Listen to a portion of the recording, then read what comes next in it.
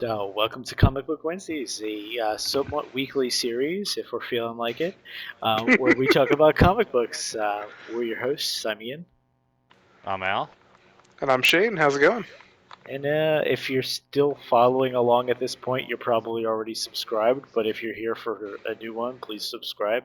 Um, this week, we've read issues of New Avengers of 18, 19, and 20 by Jonathan Hickman. And I gotta say, I was kind of a fan of these. How do you guys feel? I enjoyed him.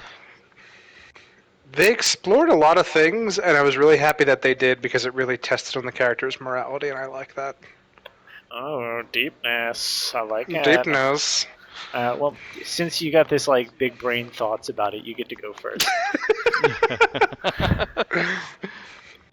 I see how it is. Okay, next time I'll be dumber, I promise. um, so for the first issue, one of the things that I had saved before I really get into my thought was Black Bolt coming out of the tank, and I just wanted to talk to you guys real quick about that because I know that they've had this massive plan set up and how they've released Terra Genesis and all this, but I know Black Bolt was a member of the Illuminati. He's just not there because they all think he's dead, right? Yeah. I'm pretty sure that he faked his death at the end of that like Inhuman thing with Thanos. Mm-hmm. But like, it's Okay, weird because like you're reading this issue and he's. Do they really address him coming back? They just like he's back and that's it. yeah. Somehow That's what he I was surprised returned. me. What is he, Palpatine? Yeah, that was my Star Wars reference for the night. I like it. Suddenly magic. Right. Yeah, I had that too. I mean, and Maximus was healing him, and Inhumans. And remember, this is when like Marvel is really pushing the Inhumans because Fox has the X-Men, so competitors and whatnot. Yeah. So I mean, and that instantly transitions into Black Panther, kind of really like trying to discuss with previous Black Panthers, like what does it take to be a good ruler, and like how far does he push his moralities? Which I was like, wow, I wasn't expecting something so deep. Yeah, That no, was that really kind of a caught fun me. scene, reminiscent of the first Black Panther movie, which I kind of enjoyed. Right? Yes, very reminiscent of that with the ancestral plane almost. Yeah. Shane, you were saying something. No, no worries. I do like how plain they were being with him. Because at one point one of the lines was even you don't have to be poetic, you can just speak your mind. And so he tells them okay, here's my problem, what do I do? And they're like, well, your problem's not that big of a problem, it's simple. And he's like, I really enjoyed that interaction because he was coming at this from moral standpoints and trying to grapple with who he is as a person. And at the end of the day, all of his ancestors were like, is our people protected? Yes, cool, good enough.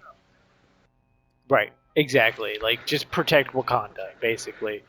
And then like T'Chaka, his dad, adds one more thing. He's like, "Yo, why haven't you killed that bitch Atlantean yet?" I really enjoyed that part. Yeah, me too. That was pretty great. Let's see if I have anything else written here. Definitely an undertone of you're not getting in here unless you murk his ass.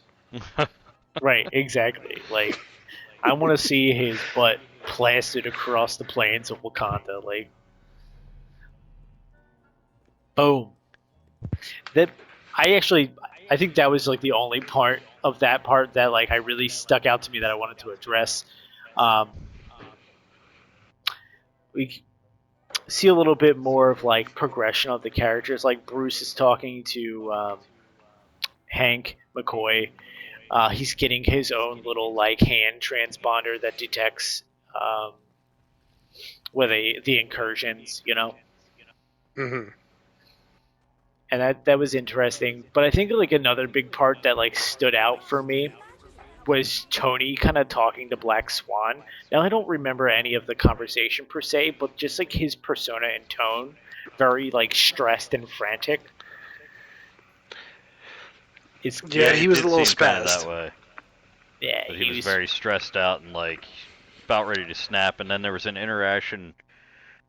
I want to say it was with Bruce right after that. It seemed like he was like about to snap on Bruce because of the stress level. yeah, there was a little bit of that, and then like it doesn't you don't get it until like either the next issue or the one after that, but like there's like a scene with him talking to Reed about how he's like Cap knows. No, Hmm. like you don't get it, Reed. He knows he's coming. Like so he's stressed. He's feeling it. I do want to add one funny thing into this to the first issue because Namor's line really just kind of made me laugh. It was at the very like towards the end of the comic, um, where Stephen Strange shows up and he's like, "Welcome back, you're just in time," and then Stephen Strange says something to him in like Cthulhuese. I don't know what the hell he's speaking, and Namor just goes, "You just look like you had an experience." Yes, I love that. And I'm glad you brought that up because I feel like Doctor Strange has a huge part in these three books, mostly because we learn a little bit more about what happened to him. And I was surprised, if I'm going to be honest, because essentially we learned that like he didn't sell his soul because he didn't have a soul to sell. And he seems surprised by this. I'm like, Yeah. yeah, no, but you wouldn't go and try to sell your soul if you had one. I mean, if you didn't have one. I mean, I thought, like, I personally was just like, with his arrogance, because he's, like, just as arrogant as Tony is sometimes. And so I was thinking, like, he was going to try and, like, pull a fast one over on him, because that's just his thing in, like, previous comic issues, is he'll try and get something, and then, like, through, like, some little loophole, he's like, oh, sorry, you didn't get me. And so I thought something like that was going on here, but like his genuine surprise of like, what do you mean I don't have a soul to sell? I was kind of like, shocked as well. It's like his credit card got declined.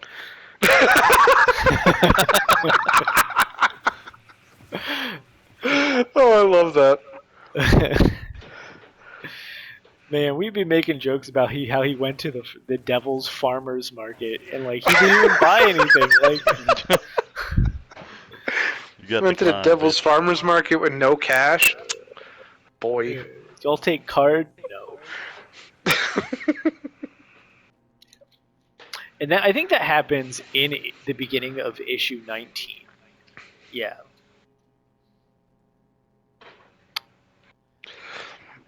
Or issue 20. Yeah, issue 20. That happens actually at the beginning of issue 20 because that issue kind of like There it is, yeah. focuses on kind of like Doctor Strange a little bit more, even though it has everybody in it. But issue 19, I don't know if they've established this before when we were talking about it, but the Justice League's alternative, like Marvel counterparts or whatever, their team's name is the Great Society. Yeah. I don't know if we talked about that, which I kind of like that. It's like a Justice Society spoof. Yeah, they Um, couldn't have gotten much closer on that one if they tried. no, right, I do like exactly. the wishing box. Me too. I like that too. I actually have that written here. Um, how good are you on your DC lore? Do you know what that's a reference on? The mother box I Yeah. yeah, mother box, right? Yes. is what I was thinking. You know, That's what I. Yeah. That's it. So it's a mixture of the Mother Box and the Infinity Stones, or gems, if we're talking comics. Um, so it seems like the Infinity Stones are good for one planet save, even when they're in box form, because that's what happened with them too. yeah. Um, You guys notice it was a small detail in the background, but the sphinxes on their planet all have like Apocalypse's face on it. I didn't notice that. I That's did cool. not. I wonder if they'll show it again, but every time I looked at a sphinx, it's got like Apocalypse and his big old lips. His apocalypse. He's oh, Yeah, Damn I it! had to go there. I wish I thought of there's some that. charisma points coming in. Yeah, he just rolled with advantage.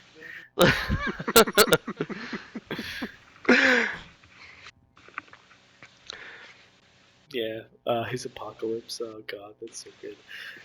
I love that.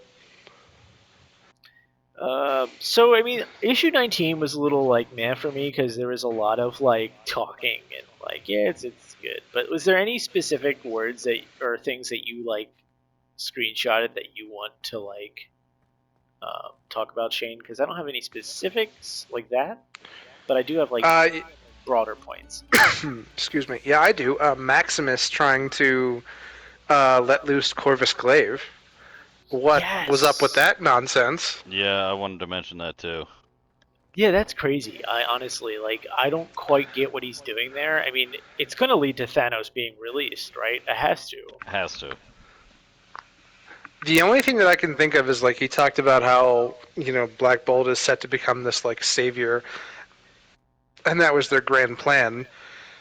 And so if the rest of the Illuminati is off, off-world dealing with some stuff, this is the perfect opportunity to like release a bad guy and then have Black Bolt suddenly appear and then make him look like a good guy. That's my guess. Maybe.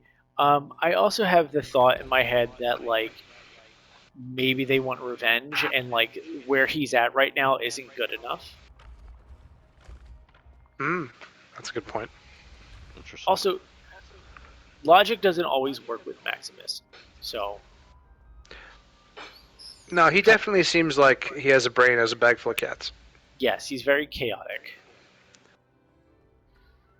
Well, I think that'll happen when your entire, race of people gets a superpower and you don't. Right. Yeah. Oh, he didn't? I didn't know that.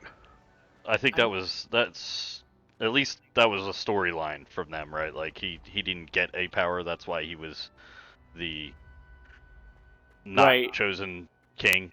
That's why I think he's like the elder brother of, and he didn't become king because he didn't get an ability. At least that's the story Marvel pushed in the show. Yeah.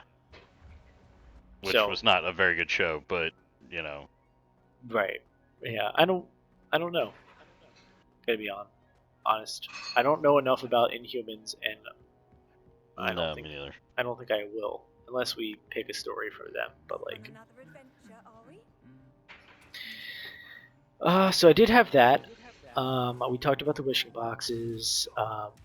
Banner has a serum now that can control the Hulk. I guess that's a pretty big deal. That was pretty cool to actually like see him talk. Yeah, that is neat. And like he gets it from that alternate Banner from like the evil universe or whatever, where he's like he was lobotomized. So rather than lobotomizing himself, he makes a serum. So that's kind of smart. We talked about the flashback, and that happens in this issue with Cap knowing Tony talking to Reed. And then the last big thing that happens in this issue is Namors. Yeah, and becomes a complete dick and just like rocketed his staff right through the dude. Yeah, does he hit Joven or does he hit the Rider? The Rider. He hits the Rider right in the chest. Yeah, the Batman dude. The Batman guy, yeah. And then like Sun God like unleashes like all hell. Yeah, and just like fucking completely blacks out and burns up. Yeah, exactly. And I think he doesn't kill, but he knocks out Reed and Hank. Yeah. Mm-hmm.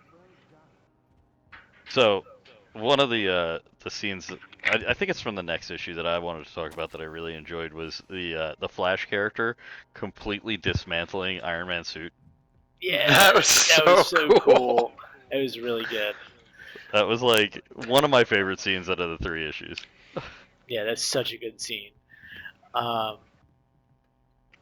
There's actually like I feel like they set that issue up to be very like one character versus the other. Like I kind of have the fights listed out here. We have Doctor Strange versus the Norn, Sun God versus Hulk, Doctor Spectrum versus Black Bolt, which you don't really see them fight, but like they kind of go off on their own. We said Boundless versus Iron Man, which has probably one of the better scenes out of all three books we read. It was Namor was fighting Joven, and Black Panther was fighting the Rider. Um, all which were really neat. Shane, do you have like a favorite one? I mean, I did take some shots of like the Hulk in his fight, just because like I really enjoyed how he was like, I'm not out of control. I'm one of the strongest. Immediately, just gets smooshed. Yeah, I feel like that's just kind of like what the Hulk does as far Yeah. as like comic books are concerned. He's like, what? How are we gonna show that the Hulk is like effed, or like the heroes are effed? Well, the Hulk can just get rocked. That's what we're gonna do. I did enjoy the scene where Namor was kind of like put in his place with the tentacly guy, like just like wrapping him up, and he's like, ah, shit, I don't know what to do. Right. He's like stabbed him, and he's like changing form. Yeah. That was pretty good. I like that a lot. Doctor Strange versus the Norn, and I have a theory on the Norn. So like we say he's like Doctor Fate esque, but like when Strange dismantles his gear, we learn that he really doesn't have any powers. It's all like the gear itself. Kind of almost Billy Batson represent. Yes, you stole the words Almost. right from my mouth. I was going to just say that he's like a mix of like Billy Batson and Doctor Fate, like a Shazam. Yeah, definitely. I really like. I do appreciate that in this fight, just as like a mythology side note, that the guy is called the Norn, and one of the things that you see Strange taking away from him is ravens. So, like mythology-wise, I appreciate the effort that went into that. Just a little detail for me or background info for me, please. Sure. Yeah, I'm not So, understanding that reference. no, it's all good. The Norns refer to the three Norns in Norse mythology: Erd, Verdandi, and Skald, which were the guardians of Mimir's well, who could see the aspects of the past, present, and future. So this guy who called himself the Norn, who could see into the future and like do all these magical things, and one of the things that he took was ravens, signifying Odin's ravens. Got you. Okay, so when the Norns don't necessarily have ravens, it's just a Odin's raven type of thing. Because Odin's ravens are thought and memory, and you need thought and memory in order to see the past, present, and the future. So it was like a nice little like I was like, oh, okay, I appreciate you. I like that. Interesting. That's awesome. Let's see what other fights were there. Black Panther and Rider was kind of like meh. Their fight got broken up by the Hulk and by Sun God.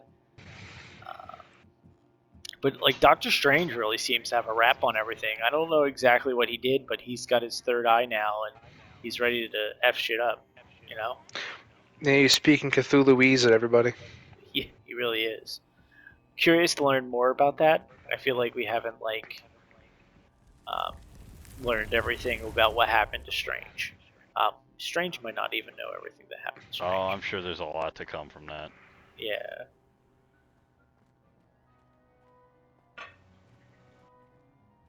I don't know. There's really not much more on that issue. It's really just a bunch of fight scenes, so it's like light on the story, you know?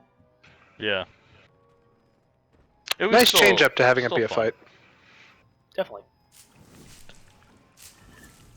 Well, I know now we finally, all three of us, have watched Black Panther 2, Wakanda Forever. Mm-hmm. Mm-hmm. Alex, I think it's most fresh in your head, so I really like to have you start. Yeah, please. So I'll start out by saying what I already said to you guys off recording. I thought it was a fine movie. I didn't think there was anything like, oh my god, this is amazing. The points that I did enjoy was kind of how they showed Siri changing, and becoming at least from the comics that we've seen her in so far, the little bit more brutal version of herself, I want to say. Mm-hmm. Right. And, you know, feeling that why she's that way and the hate and anger and then the reprieve from that at the end of the movie was a nice touch. Um, I think the movie definitely would have benefited from having T'Challa in it, just because I feel like that's more of the story that the people would want to have seen. But I understand why they did it the way they did. Yeah, it's very evident from like the start of the movie, like why they went the route they went, um, and how they decided they wanted to honor Chadwick Boseman. And I get that. I Yeah, I get just it too. I would have loved to see more T'Challa. Unfortunately, it's going to be some time I think before they recast. Maybe eventually they will, maybe they won't. But yeah, what are you gonna do? Rest in peace, Chadwick Boseman. Um, I I respect your points on the movie. There were things about the movie that I didn't necessarily like, but there's a lot that I did like. Um, when I watch a movie, I like to feel emotion, any type of emotion, happiness, sadness, and I'm going to tell you, it evoked a lot of sadness. And so, like, when I can get out of a movie and I can say, "Wow, that really like hit me," like I can say that I enjoyed that movie, even if it made me feel sad going into it and coming out of it. Um, I don't know. Everybody is like that as far as films go. Like, you might not agree with me, but like that's something I can respect. Well, that's what movies are for you, Right. and Exactly.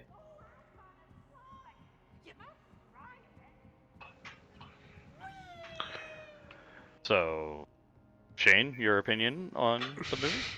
Sorry, I just didn't want to interrupt in case you guys were still talking. Um, I want to say that I agree. There was definitely it definitely did bring about a lot of sadness. I feel like it was definitely more of one of those continuing the grief in the MCU and how people process grief, because that seemed what this entire phase has been about, was this loss, or dealing with some sort of loss. Mm. I really like, your point, Al, about Shuri coming into her own, because that was what I really liked to see. I was glad that when she went to the ancestral plane, she saw Killmonger and not her mom right away, and not T'Challa, because when that scene came up, I thought they were going to CGI him or something, have him just be there but not say anything. But Yeah, when it was I was kind of Killmonger, I was like, no, that makes sense. I'm glad they didn't CGI him in. I feel like it would have been a little distasteful. Yeah, I was a little worried. But overall, I did like it. I thought it was good. I do think that, and this is me personally, it was really interesting how the movie, towards the end of it, I mean, spoilers, obviously, of with T'Challa's son, and how Nakia, I believe her name is, and how they're just raising him off in another country. That just seemed kind of come out of nowhere a little bit for me.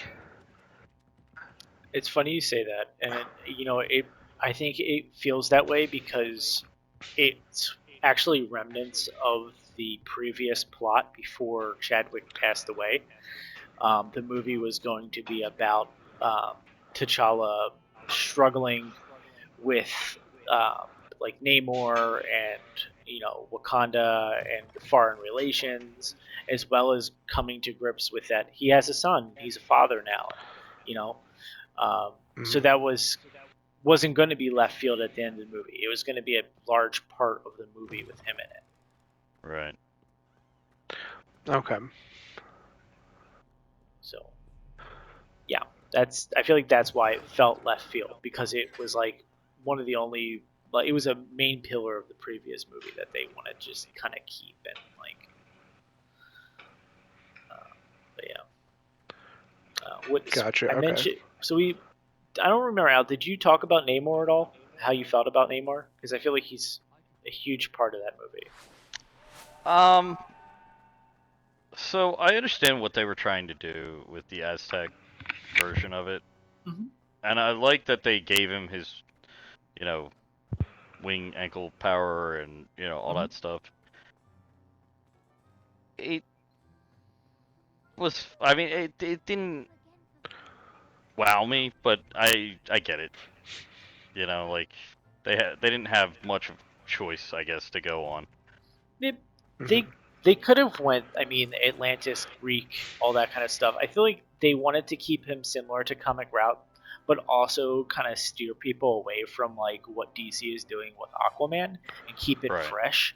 Because like, I mean, like, they are very similar characters, and if you have him be the king of Atlantis, just like Aquaman is, people are gonna be like, oh, that's the same thing, and it just like avoid that, I altogether. mean, Oh I shit! I did didn't even like think of that we that. got like Atuma, and I don't know who the other chick was, but I thought that was kind of cool seeing Atuma before he was the bad guy that he is, I guess. Yeah, I like that too. I mean, what else? To just kind of change subjects, how do y'all feel about Ironheart being in the movie? Could have done without it. Didn't do anything for me. Kind of just lost in space on her. Yeah. I mean, like, she didn't have to be in the movie. It was very much a setup for a Disney Plus show. Which the only reason I'm gonna watch it is for continuity. So I don't know what demographic they're trying to get with that one, but it's certainly not the guys that want to watch that shit, in my opinion. Well, yeah, they realize like Marvel's demographic is everybody at this point, Yeah. so um, they're gonna do different genres of TV and stuff um, for everybody. It's just what they're where they are at this point. I did like the suit, and I liked like some of the designs that this person was using, but I felt like I would have appreciated more had there would have been more setup time. Like the idea of Ironheart, Riri Williams, like I have no issue with the character or what she's doing or working with Wakandans or like anything like that because I think that's cool. But I do wish there would have been more, like a little bit more of a build up. Like maybe mention her in some of the shows, even if it's just like an offhand name. Like maybe some characters are reading articles about like this genius. Like set up her lore a little bit more because it did feel a little bit rushed. Like it was, the movie was very much hero's journey. You go, you have to do a thing, you have to go find somebody with the thing. Mhm. You have the resolution, then that's the end. But like, I would have liked a little bit more story on Riri Williams. I get that, and I think eventually we will get more story on Riri Williams in her show. I kind of maybe like you introducing her in your show first, and then have her show up in Black Panther. Like, Yeah, I kind of maybe would have liked that more. That way we have like some familiarity with the character. Um, I didn't but particularly care for the suit itself. I thought it looked kind of cheesy. no, and I think part of that is the CGI. There was some like janky CGI moments in the movie that I can't that I if I'm recalling correctly, like the suit kind of looked like it was from like a PS4 game. Like you could Yeah. tell that it was fake. And you never got that with Iron Man's suit. Not once. No. No, they always did it really well for Iron Man's suit. And that just like even the design of the suit looked goofy as shit to me. Yeah, And and I think a lot of people agree with that too. But what were you saying? I'm sorry. No, that was pretty much my point. All right, got you. Okay. I think her suit's going to evolve some, and I'm telling you, this isn't the last we're seeing of her. She's going to be in her own show, and she's going to be in the Iron Wars movie when that comes out eventually. Just she just fits the mold, you know. Yeah. Mm-hmm. Yeah, I don't know. I think I it's a actually have a solid. question about that. Go ahead, shoot. My apologies if you want to say yours first. No, go ahead, say your point. I was wrapping up the movie talk. Okay. In the comics, from my little base understanding of Riri Williams, doesn't she have an AI that's modeled after Tony Stark? I think maybe at one point, yes. I mean, Tony like at one point like goes into a coma in the comics, and he made himself AI, and he actually like inhabits a suit and all that kind of stuff. You'll like see like hologram Tony talking to people and stuff, but he can also be the AI like in a helmet. So like Mm-hmm. it's possible. I think if they bring Robert Downey Jr. back, it's as like an alternative version of Tony Stark, though. You don't think they'd do an AI version where he could chat, kind of like Jarvis? He's the most expensive chat. So no, Fair. yeah.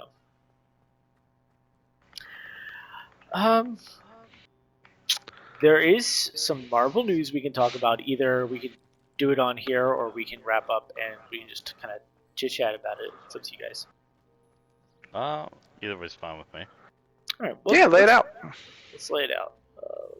Just a sec. I'm gonna like kind of like I sent a text to you last night, Al, and I purposely left one thing off. Oh, you So, bastard.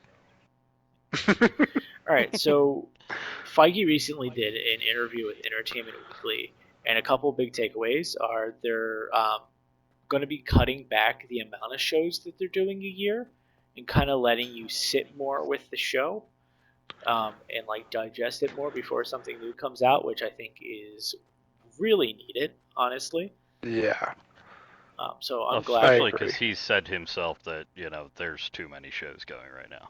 Right. They're spread too thin. I mean, you can see it, and I feel like CGI is the place where you see it the most. That's fair. Uh, they confirmed Deadpool is officially rated R, Sweet. Did see that. so that's awesome.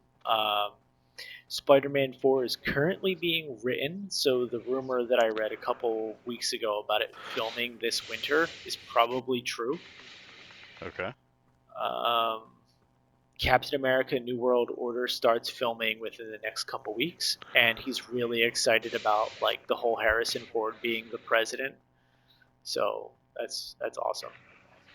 And the one thing that I left off when our text is that Marvel's going to start experimenting with episodic TV, meaning like I don't want to say villain of the week type stuff, but where each episode might have the complete story, and you're done that story, and the next week something else happens.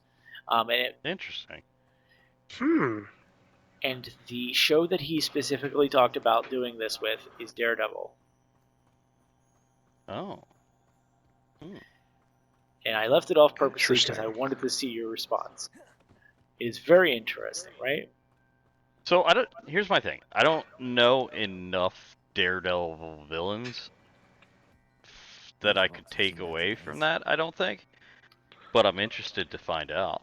Yeah, and I know they're saying experimenting, so there might be an overarching villain, and maybe something happens one way versus another. Maybe one episode you have this crossover character come in, and then they're gone the next episode. I mean, you know you're going to have Kingpin as a constant in that. Yes, definitely. As an overall villain. As far as like the individual villains, you're going to probably get Bullseye. You're probably going to get some Elektra stuff. Because maybe she kind of flops Punisher. back and forth. Punisher. Hey, maybe we get a Tom Holland cameo here and there. That would be fun. all the actors say they want to see like Spider-Man interact with Daredevil. So like hopefully like the contract stuff works out. Yeah. And I it would would really enjoy it that. would be good again to see. I imagine they would recast the Defenders all the way, but it would be nice to see them characters back. Not so much the actors, but the characters themselves. I don't mind the actors except for Finn Jones. Was that Danny See, Rand? Yes. Yeah, he he was had a a piece of shit. raw deal on that one, in my opinion. I just don't think he showed up and cared enough. Like I've read things about him where he like was like uninterested in doing any of the fight scenes. I'm like, dude, you're Iron Fist. What do you Yeah, that mean you're not sucks. interested in doing the fight Well, scenes? I heard he wasn't really interested because like he showed up and they gave him the choreography that morning. Like it wasn't like he was training for the show. Like they were kind Oh, of so like they fucking with didn't him and prepare not him. giving him the proper preparation that he needed. I mean, maybe that's the case. But like still be enthusiastic, man. It's your job. Like it shows up on camera. Oh yeah, 100%. But I would imagine it would be pretty hard to get enthusiastic about that if that was the deal you were getting every time you went to film. Yeah. I guess that's fair. It kind of comes off even worse. I mean, I'm not making an excuse for him or anything, but like that's kind of shitty on their part. Yeah. Mm. And that's Netflix, right? I really feel Yeah. like Marvel Studios had nothing to do with that because it was Marvel TV at the No, time. that was not Disney at that point. Yeah, they were kind of outsourced to Netflix. So, yeah. But it'd be interesting to go forward. I think like after reading that article, yeah, like I'm happy with the way they're going with Phase 5 because I feel like there needs to be a pace change. Yeah, I think they've kind of bled their well dry by biting off too much and it getting bland. Mm-hmm. Yeah, I think because they blew a huge load with the wrapping up the Infinity Saga the way they did by eliminating characters because of contract issues rather than just having yeah, them go off and not be part of the thing so they could bring them back later. You know they what I mean? did such a good job ending the Infinity Saga that it almost bit them in the ass, or it pretty Yeah. much did bite them in the ass. But like, Yeah, 'cause that's the thing that they have to live up to now. yes, Right, like exactly. they set themselves up at such a high expectation from everybody that I don't know if they're going to be able to pull it back off. We'll see. I'm going to see Ant Man this weekend, so I'll have to let you guys know what it's like. I am already seeing some like crappy scores on like Rotten Tomatoes, so like Yeah. I'm avoiding reading them, but I saw the number, so now I'm kind of like it lowered my expectations, so maybe that'll Yeah, be they better got for what, like me. a 58% or something on Rotten Tomatoes? I think it's like a 57, but yeah, um, Oh wow. Like yeah, terrible score on Rotten it Tomatoes. Now, I mean, that being said, they've been wrong about movies before. Yeah, totally. I mean, so like the score is based off individual reviews by critics and stuff right now. I mean, the movie's not even out to the public, so I guess we'll see. We still the fan score might be totally different,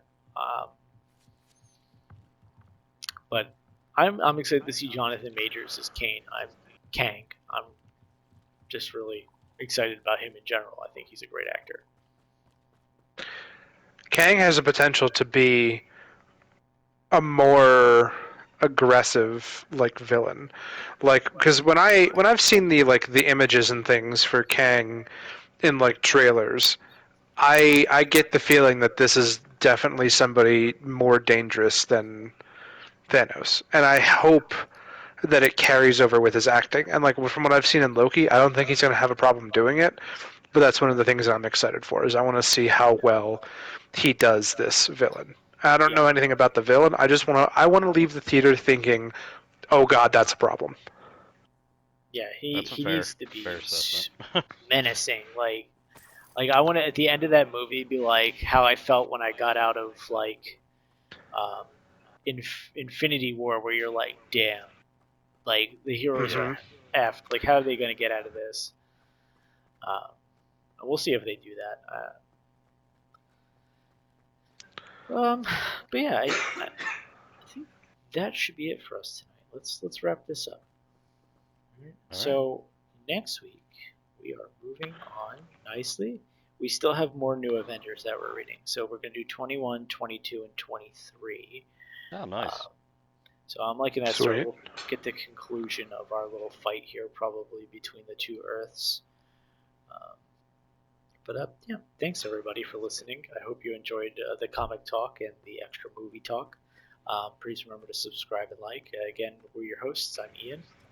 I'm Al. And I'm Shane. Yeah, good night, everybody. Night, y'all.